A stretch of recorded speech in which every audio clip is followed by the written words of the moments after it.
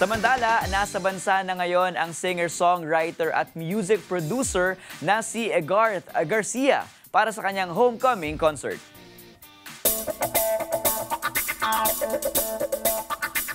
Matapos ang mahigit sa 7 taong pagpapamalas ng kanyang talento sa Amerika, nagbabalik bansa si Garth para sa isang homecoming concert ngayong Marso 9 at mangyayari ito sa Music Museum.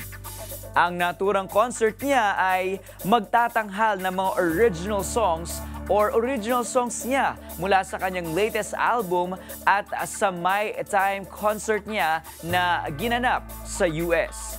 Makakasama rin niya ang ilang mga OPM singers kagaya ni Geka Morales, Faith Cuneta, Clarice Guzman at iba pa mula sa direksyon ni Tan Macalya. The concert that I did last year sa LA, it was a successful concert.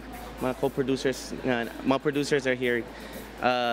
So we're just doing the same lineups of songs nung ginawa namin sa LA, and it's also gonna be part din yung album na nirelease ko lately, yung Lifelines. So most of the songs are part of that album. So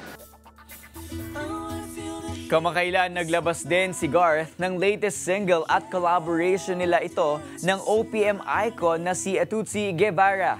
Ang kanilang revival at a version ng I Wanna Dance With Somebody na napasikat ni Whitney Houston noong 1987.